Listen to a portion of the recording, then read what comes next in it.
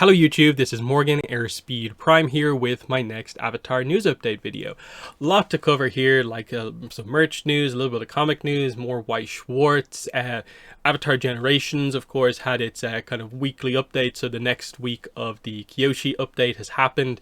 And a dev update with the roadmap for the game. So right at the end of the video, I'll get into all the big Avatar Generations stuff, so stick around for that. First four figures, finally the pre-orders are live for this figure if you are interested. There are three versions of this figure: Standard Edition, Collector's Edition, and Definitive Edition. Now, you'll note there's only two available on the website, the Collector's and the Definitive Edition. My understanding of this is that the Standard Edition of this figure is just same as the Collector's, except it doesn't have the lights effect. So it'll just be the figure itself. This will be more available at retailers who stock first four figures, whereas these two versions are available specifically, exclusively, I think, from first four figures. And that's how it's going to work. So I believe the Standard Edition will be cheaper than the Collector's Edition, but I don't think it's gone up yet, or I don't think we have pricing information on it just yet. So anyway, let's just take a quick look at these kind of like different versions here. So the Collector's Edition version, as you can see here, has two LED functions, static and animated. So you can just have the light on, or you could have the spinning light like we saw in a previous video.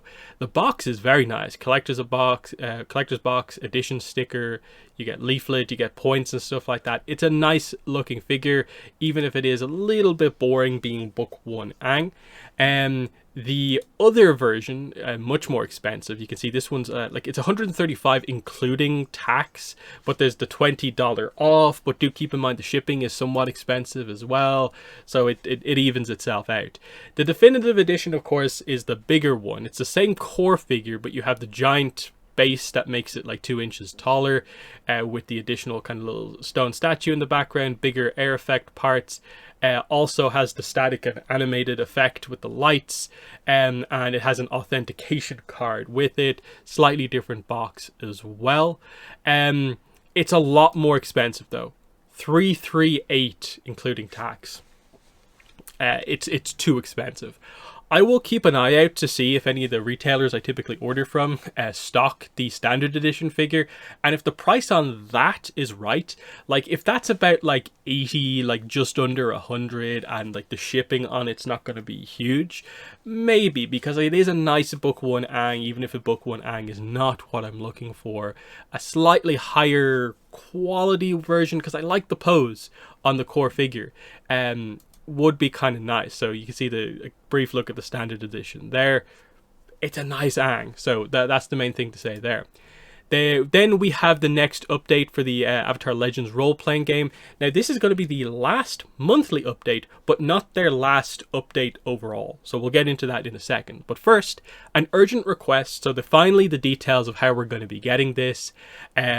Basically, just to cover this, then we'll get into like the story little details. The adventure will be uploaded to your backer kit by May 19th. So it's not available yet as far as I'm aware, but it will be coming within the next like week or so. I assume there's maybe a slight chance end of the week we get it, but probably like sometime next week is when it will happen. Now, they confirmed, like, obviously there's a new NPC legend in this, Princess Zaysan. So that's, I guess, where the art that we saw of her is going to be in here. We just get full on NPC legend Zaysan, so that could be interesting if there's more information on her in there, or will it just be rephrased what's already in the core, what's already in the core book about her. So we'll see about that. And yeah, the description of this is that it's based on the actual play. Of course, this is basically what they used. Princess Zaysan, the sister of Fire Lord Sozin, is trying to host a symposium to bring air nomad ideals to the Fire Nation nobility in advance of her wedding. To Kondro, of course. But Minister Xianda, working on Fire Lord Sozin's orders, has set into action a conspiracy to discredit Zaysan and the Airbenders. It's up to your heroes to stop Xianda and save the symposium. Set in the Roku era, this adventure is an action-packed race across the Fire Nation capital, with player characters sent by Air Nomad sister Ryoshan to save Zaysan. And yeah, the digital booklet will include fleshed out character sheets for the all-star play characters that they used, as well as NPCs and tools for running the adventure. You need the core rules to actually play it, and that's all fine. So interesting. Very much feels like just like the next stage of the story that was presented in the core book about Zaison. That like we knew the marriage was happening, so this is like an event happening just before the wedding. So it's interesting. We're making progress. I wonder like when they're actually going to tell the actual story of Zaison. Will it be a novel, or will the RPG maybe get to tell that story? It'll be interesting. Then we have the other adventure, the free RPG adventure, which I talked about before, but this is their first time like officially acknowledging it. So they're participating in free RPG Day. There'll be the Movers and Shakers Quick Start booklet / adventure, as well as these 2 dice available if you attend the event yourself. You can go to the website for free RPG Day to find out if you have a local store participating. But we get a more detailed description of what this adventure is going to be about. It's a Korra-era adventure set in Republic City. You and your heroic friends have been asked by Bolin to help protect the set of Sengo, Lady of the Winds, the mover acting as a spiritual successor to the Nuktuk franchise. But you'll have to contend with Ego's intentions on set, just as much as the interference of the Creeping Crystal Triad. So we knew about the Triads being involved. We knew there was something about Sengo, Lady of the Winds. We didn't know Bolin was involved. And that's interesting because, like, as far as we're aware, he should be, you know, working for Zhu Li. So how is he doing stuff relating to the set here? Has he just been tasked by Varric to oversee this? Is he involved with this movie because he is Nuktuk and like he's one of the first like mover stars in the world? Basically, it'll be interesting if there is actually any information on this and what this is all about. Like, is Varric still involved in this, or is this like another director? It feels like there could be some actor characters introduced here, which could be interesting.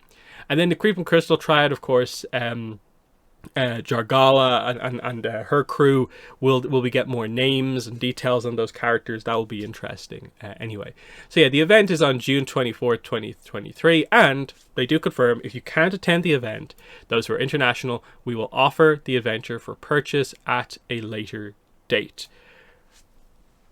It's a frustrating one because obviously it's a free thing that you can theoretically get. How much are they going to charge for this? Like, will it just be just $1 or $2 type thing, or is it going to be full price? That's a bit frustrating, but you know, it's going to be available at some point. The free GM screen code has been extended for a little bit longer to allow more people to get it. So if you pre-order the Republic City book and you enter the code TurtleDuck on the website, you can get the GM screen for free still. Then it's just going forward. They confirmed that, yeah, with this, it's basically the end of the Kickstarter campaign as such. But we will continue to update you on developments and new products for the role-playing game here. As many of you have requested, we keep you posted. But they won't be posting regular monthly updates. So my guess on this is that, okay, the next time we hear from them, there'll be some sort of an update about when this will be available. Probably to say, hey, Republic City book is now shipping. There'll be an update at some point to be like, hey, the Spirit World book, the next book that we're doing, is now available for pre-order, or they'll do like a preview type thing. Then there'll be an update to like say when that's shipping. Maybe in the middle they'll say, and this is our third thing that we have planned. Like, will it be the introduction of a new era into the game? Like, will they do Yang Chen's era? Because at that time, I guess, both novels will be out. They might be able to do something with that. Might they do Wan's era? There are options for them to do stuff. You know, you'd hope that it's not just all new adventures and that they decide to do a few more of the actual core books that have more information. But we'll see how they go going forward. Next, Azula in the Spirit Temple. The delay has now been confirmed to also include comic stores. So previously we thought it was just mass market was delayed until October 10th, but now the comic store date, which had remained in September, has now also been altered to be October 11th. So the book is now coming out October 10th/11th. So it is a fully confirmed delay here. It is 2 weeks. It's not a terrible delay, but I suppose on top of the fact that the book isn't coming out in summer like they said, it's technically the second delay. I wouldn't read into it too much. This is a book they announced much earlier than they usually do. This to me feels like stabilizing the date. Hopefully it doesn't change. My guess would be that it probably won't change that much, because I think this is a solid team that will deliver on time, and they have done so before. It's just about logistics if it changes anymore, basically. It's frustrating because it's an anticipated comic, but this is just on Dark Horse to get the details correct. They need to sort out, announce the Mako comic on the Korra side of things, like what's coming after this. We want to know that sort of stuff as well, also. Then Weiss Schwarz. So the reveals this week. I was up first on Monday. Of course, my previous video was my card reveals that I got to do. So it's really cool to see my video posted by the official Weiss Schwarz accounts. Very exciting to be involved in this. So check out that video for the yellow Aang and Appa cards that I got to reveal. Then on Tuesday, they revealed, kind of thematically, immediately afterwards, more yellow cards, this time 2 Momo cards, and then the middle card is the higher rarity version of this card. So Momo Winged Lemur and also Momo Loneliness is what this one is called. So this one especially is very on theme with the cards I revealed in my video. But this is an interesting one because, like, this is a common rarity upgraded to a super rare. I'm guessing Momo probably doesn't have too many cards in the set, so this is effectively the Momo SP or something like that effectively in the set. So that's kind of cool. And again, I won't go into much detail on the effects here, but they seem like solid cards. Like the yellow color seems like moving stuff around is kind of one of the main themes. I'll discuss a lot of this more when we have the full set to talk about. But yeah, nice cards here. This art, I'm unsure if I've seen this promo piece of art for Momo before. Maybe they used it once or twice on the official Instagram or something like that, but it's certainly not a piece of art that I've seen regularly used online a lot. So very cool to see it here on what's going to be the main, I suppose, holo card for Momo in the set. And then just earlier on today, they revealed the first Toph card. Now there's going to be more Toph cards, but these are the first ones here. So we got Toph High Society. This is a rare, and then rarity upgraded to a super rare as well. And then we also got the kind of thematic equivalent card for Katara High Society in blue. So interesting stuff here that they're going for the High Society Toph before they reveal any of the other Tophs, but it's interesting. It's a level 2 assist character, so it's a higher level character that actually goes more in the backstage to assist your characters. The Katara has an interesting effect where, like, when you place it on the field, its level goes up by 1. So I wonder, like, is there more to that in blue that relates to that as such? But nice to finally have some Toph, them finally expanding out on the green cards, and obviously there's much more to come. Like we have seen ultimately a relatively small grouping of cards from the set. We only have one of the 10 double rares, which are the kind of the ones that really show you, I suppose, I think, what each color is actually trying to do, what each sort of character deck is trying to do. We only have that double rare Zuko from the Casually Weiss Schwarz reveal last Monday.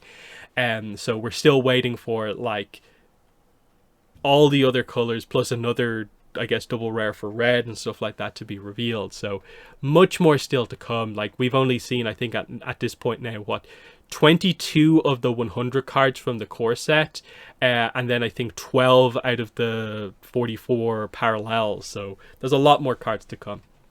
And then we get into Avatar Generation. So of course the Yoon event has happened here, and let me just get up the game here so I can show you a little bit through this. So yeah, let me just log in here. And you can see here, we're continuing Rise of Kyoshi 2. If you've been playing every day since the update, you'll be at the same point that I'm at, where there are 6 days left until we get the big 5-star character ticket for the end of the event. This banner, I think, is only going to be introduced probably next week. We'll see exactly how that works. But there's still some nice stuff still to come. Like, what's this? 15 timeline currency is actually quite good. You'll get 25 more Kyoshi currency, 200 nature stones, and a support... Wait, is it, which one is it? They showed the, that's the relic ticket, but I'm guessing you're actually getting the pet ticket, so you'll get an animal character based on what's happening here. So that's quite good as well. So some good stuff coming in the game. And so yeah, what is the update that we got this time out? It is the summon banner for Yoon. So finally we get a chance to summon Yoon. I did manage to get him. I had 40 of the tickets for this event. Now I had a lot of stones, but I had 40 tickets, and I was my real hope was that I hope I get Yoon early so I don't have to use any of my stones. And on the last 10 pull of my 40, I pulled Yoon, so pretty lucky. And I've now built up 7 more for hopefully to use on some of the other stuff as well. Now, what's available in the banner, of course, is the standard stuff, but also Yoon, of course, is the main highlight here. His signature relic is going to be tributes to the Avatar, so one of the gifts he was given, of course. Increase turn bar by 15% every 20% of HP lost for the first time, and invincibility for 1 turn when you're below 20%. So that's pretty good. Yoon's abilities kind of relate to turn bar going up and down, so, you know, him going up is pretty good.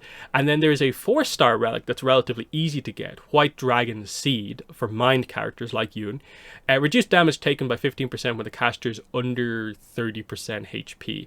That's not great. That feels like I'm losing, let me lose slightly slower.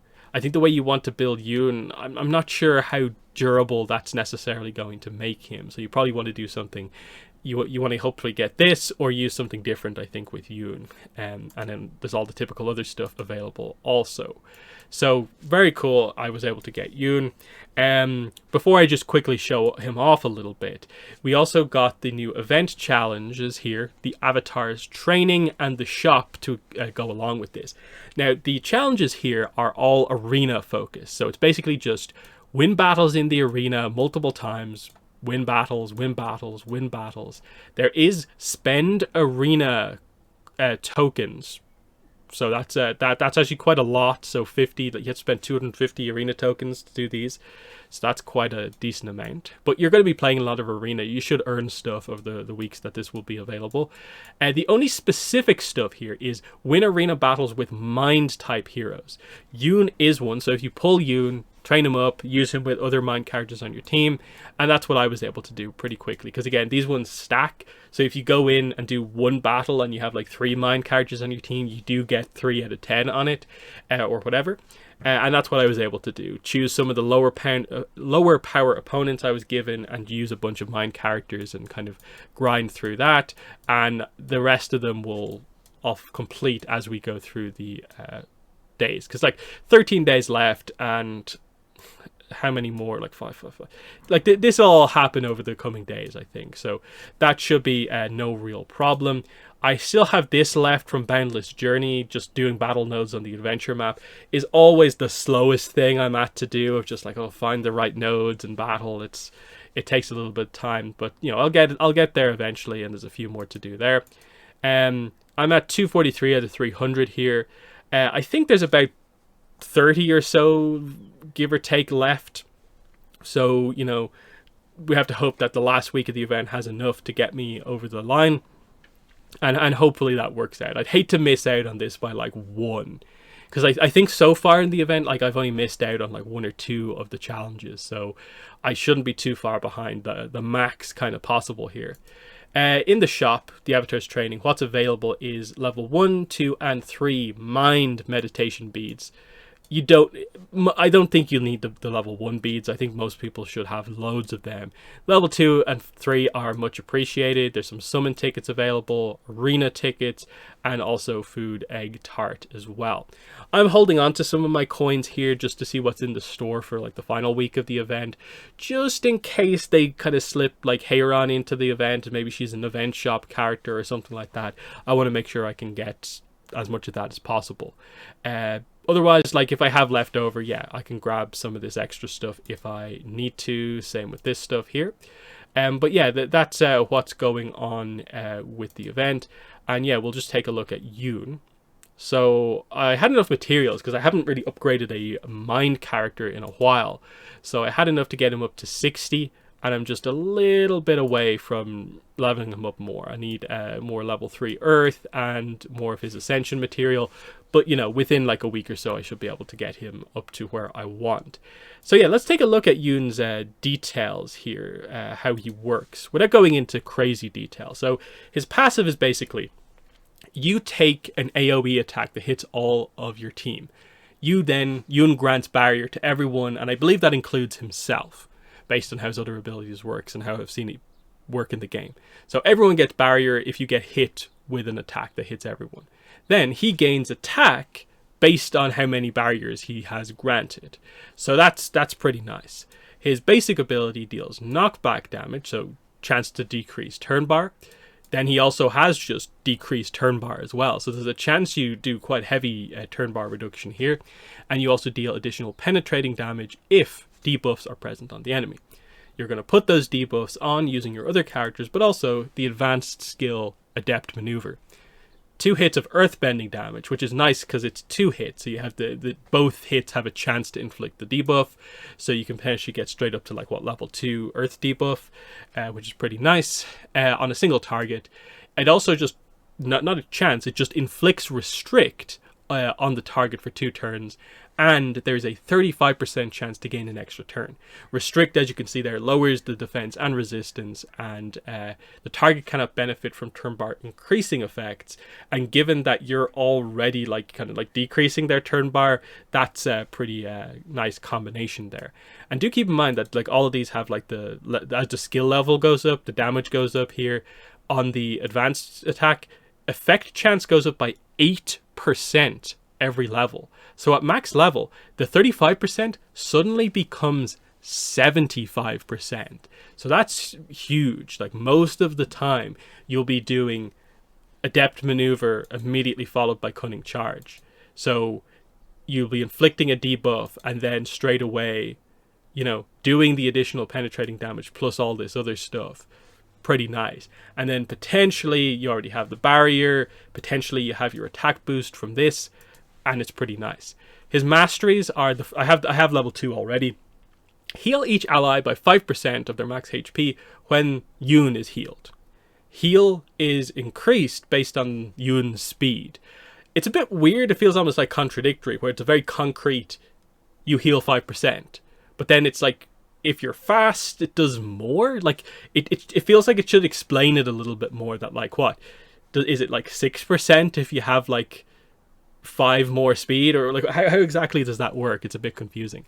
Mastery level 3, attacks during the caster's turn always land as a critical hit if the target is inflicted with a debuff. So again, he inflicts debuffs, earthbending damage, the earth debuff, restrict is a debuff, I believe, and so that's all going to be doing that. So you're going to be getting critical hits with Yoon as well, guaranteed critical hits. That's very nice. And the final mastery level is reduce the cooldown of each ally by 1 when the caster gains a barrier. So again, when you get hit with an AoE attack, you gain barrier, but then the whole team gets their advanced skill cooldown reduced by 1. So the timing on that could be a bit weird based on where people are in the turn bar order, but you know, it's pretty good. I think the way Yoon functions is pretty nice, and his stats are also pretty good as far as I'm aware.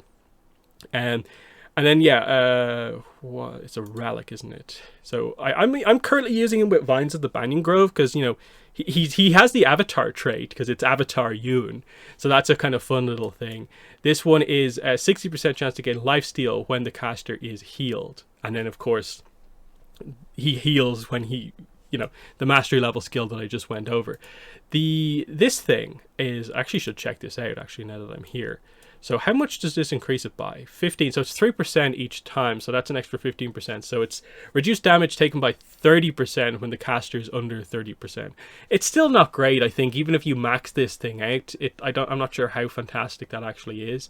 So, you know, that's not fantastic. I don't have the 5-star relic for Yoon, so I don't know the details on it, but that's that.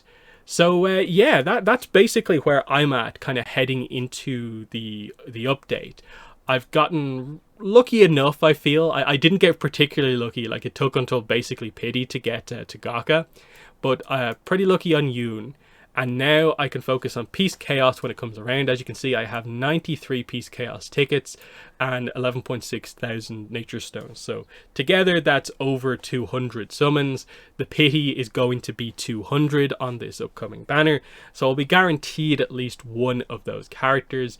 And that's assuming I don't get lucky. So the plan is hopefully get a little bit of luck, manage to somehow come out of that banner with both of those new characters, and I can put, if anything I have left, then probably into the original banner to try and get Avatar Kyoshi, who would be the only Kyoshi era character who I don't have currently. So, you know, again, a lot of that decision making will happen more towards the end of the event, because like I'll be able to build up and get a couple more tickets for like things as we go on.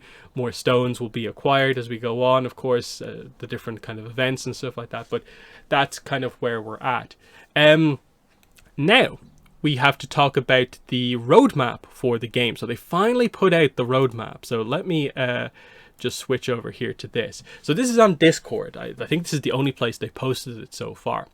But finally we have the roadmap. This has taken quite a while for them to get like approved basically by Viacom. So here's what it is. Roadmap and 1.10 tuning preview. Hello everyone, we hope you're enjoying the Rise of Kyoshi update. We still have 3 playable heroes on the way, so keep an eye out for them. This was posted a couple of hours before the Yoon event went live, so I'm not entirely sure if Yoon is included in this or excluded from this. Just because like maybe this could have been released after that, at which point, you know, this would have meant something different. The main thing that's put into question is just like, so is Heiron going to be offered in this event? Like, is her character actually coming or not? That's what we don't know.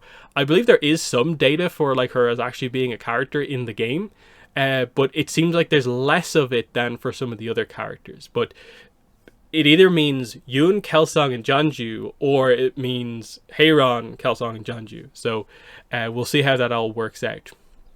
In this post, we'll be sharing the roadmap for future updates, as well as a preview of the tuning notes for the upcoming 1.10 release, which is scheduled for 5/16, which is the day the Peace Chaos banner will go live with Kelsang and Jeonju.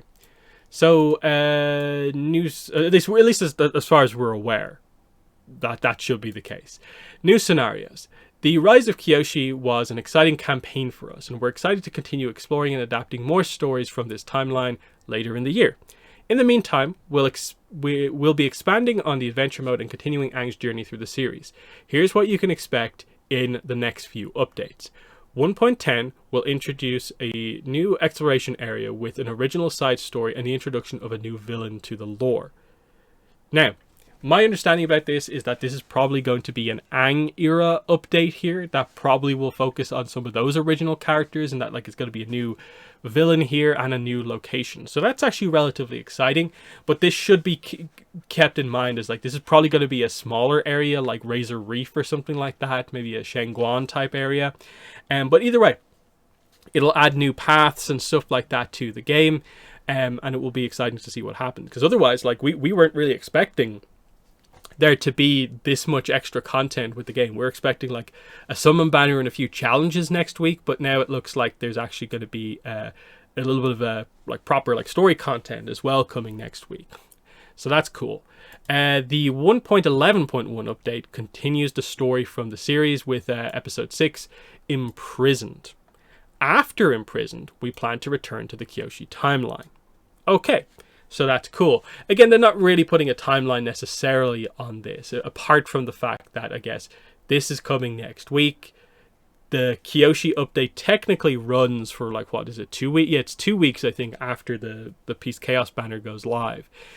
So we'll be into, like, June at that point. So maybe middle, late June, we get this update with Imprisoned, and then like a month or two after that is when we're planning to go back to the Kyoshi timeline, which I have to assume will be the next stage of Rise of Kyoshi. That's what they're going to do. However, they want to know what scenario content you're most interested in the future. There is a poll going on. They basically want to know which you want more. Do you want main story for Kyoshi? Do you want main story for Aang? Do you want side story content with like Aang and the original characters from Aang's era? Do you want side story content with Kyoshi and the original characters from Kyoshi's era? And there's a bit of a kind of discussion going on about that. Now, ultimately, they confirmed the plan is still to do stuff for all of this. They just want to get a sense for where the focus, of course, is. I just made the point in discussing on the Discord that, like, hey, like, okay, I know you're being a little bit more general about this, but like, please don't maybe read too much into the fact that, you know, ATLA and Aang focus is probably going to win. That's the fandom is very focused on that sort of stuff. Please highlight the fact that Kyoshi is at least challenging Aang for actually like winning this poll. That should be the takeaway more than anything. And that if there's not much interest in your original characters, it's probably because you haven't developed them enough, and that I would like you to develop those characters so that I can care more about them, make them feel important, and people will actually feel that they are important. But the main takeaway from the community is just that, like, more of everything, yes. And you know, make it clear what the cadence of release is actually going to be, which this is attempting to do, even if it's not going all out. But anyway. Upcoming events and content. Aside from new playable areas, there's a lot of exciting content on the horizon. After the conclusion of Rise of Kyoshi in 110, we'll be bringing back the outstanding early access heroes near the end of 110 and into 111. You can also expect to see iconic heroes and villains from Imprisoned episode along with that scenario's release. So by early access heroes, they mean the ones that were in summon banners while the game was not available publicly to everyone. Now, the one that I caught, because I only came in like right at the end of early access, there was a Peace Chaos banner for the Yue and the Moonslayer Zhao. That, I think, will be the Peace Chaos banner after the Kelsang Janju one. So they're coming into the game. I don't think we've had a chance to get Blue Spirit in the game yet, but he is a character who technically is in there. I think we've seen him in trailers, actually. And I think that's, like, most of it. I guess Masaru, formerly known as Katsu, the Bokin's rival, he needs to be offered as, like, a powerful opponent, I think, at some point. That's what I think they mean by those characters. Imprisoned episode is a weird one because it's like, okay, we already have Tyro in the game. So who do you mean? Haru? Like, oh, obviously Haru. I think they're going to offer Haru for sure. I wouldn't be surprised if they just offered a different Tyro. Maybe Tyro in his, like, you know, imprisoned on the ship kind of type thing, and he works slightly differently. That could be interesting. Villains from the episode. So I guess they're the Warden. I guess they're going to offer him as a character, which is interesting. Will he just be called the Warden? Will he finally get a name? There's some interesting stuff there, but it is not the episode you would particularly highlight that, like, there's a ton of characters from this episode. Like, are they going to do something weird, like, say, like, here's Katara wearing the kind of plain outfit to go undercover? Is that what we're talking about here? Like, or is there going to be some weird gimmicky, you know, earthbending style Katara? I don't actually know what the plan is, because it just feels like there's an episode where, like, sure, there's one very clear-cut character, but not much else. And even then, like, Haru is not the most popular character, unfortunately. But anyway, that's that. Finally, there is an important milestone for the game upcoming in the next few months that will kick off one of the largest celebrations of the year and introduce some of the most anticipated heroes that haven't appeared in the game yet in 112 and 113. Stay tuned for more details on that in a future post. So, what do they mean by this? Is this the, like, 1 year of, like, early access? Like, since early access? Is this, like, half a year since the game has, like, officially launched? Is that what they mean? And then most anticipated heroes. Like, I would say Azula is probably top of that list. And I think that's probably what they mean by that. I'm pretty sure they're going to do some sort of a thing where they basically introduce the rest of, like, basically the main cast of the series. They are not going to wait until, like, season 2 and them getting there to introduce these characters. So in the same way that like we have like book 3 iterations of certain characters, like we have Paku well before we're at the finale and all this sort of stuff, we're getting Azula well ahead of time, and I think that's what they're going to highlight here. That Azula is going to be a huge like introduction. Mei, Ty Lee, those type of characters getting introduced is something that is going to be absolutely needed. Now, keep in mind, they can do multiple versions of Azula. They can introduce a basic Azula here, and then when we actually get around to her introduction in the story content, they can do like lightning bending Azula or something different like that. There's options. Look at the amount of Zuko's in the game, and you get a sense for what they're actually going to be doing there. So pretty exciting stuff. New features. There are several big ticket features in the planning and production, including character customization, an adventure mode revamp, and guilds. Since these features take a long time to develop, they won't be available in the short term. However, we'll continue to provide updates on their progress as they near completion. So character customization, there's already like mention of this in game. If one of the tabs is literally about customization and you can't progress it in terms of achievements. Costumes for characters is going to be introduced. There was the post online about like mounts at some point. I don't really know what the deal is there, but that might be a thing that happens. Adventure mode revamp is addressing the concern that a lot of people have of like managing your characters walking around the paths is a bit of a chore. There's so much clicking just to get those resources. So I wonder how exactly they're going to make that work. Are they going to like automate it in some way that like you've been through here multiple times, so just press a button and it just sets it going on the timers for you? I don't really know. Guilds, of course, then to add more kind of like connection amongst the player base and again offer you new avenues to get stuff. That's going to be cool when it actually happens for the community. In terms of what you can see in the next several updates, we'll be expanding the arts expeditions with stage 6. I think that's much needed, because right now you do stage 5, and even if you do a bunch of them, sure, you'll get like a reasonable amount of like what purple arts, but you're mostly getting the blue rare arts that you don't particularly want at that stage. So I assume this will be more of a everything will be purple and maybe a chance for the 4-star ones, which are still like gold dust basically to me in the game. And like literally, like it was only a few days ago I actually realized that wait, it is possible in this game to get 5-star arts for your characters. I just didn't know that because I don't think I'd seen one until someone posted getting one. I think they have crazy small like chances from some of the 5-star bosses. We'll be revamping our early game guidance with new player-friendly tutorial systems. I assume this is to avoid situations like one thing I've had to answer a bunch of times on my videos is like the Katara one-on-one fight against the Unagi as part of the story. Like, what am I meant to do? Like, the game doesn't necessarily instruct you at the right points that like, okay, what you need to do in this fight is you need to put like defense arts on Katara, level her up, and like keep her in the fight for as long as possible, and you will be able to do it. I assume that's what they're focusing on. Bug fixing, quality of life issues includes improvement on inventory, which is needed, character management, which is filtering, which I understand that, filtering, because people have all the characters. It's getting to be quite a long list. Skill coin usage, by this they mean right now, like at the moment, I have 2 generic skill coins that I can use on someone. I can only use 2 of them at one time. So like my Suki is like 3 out of 6.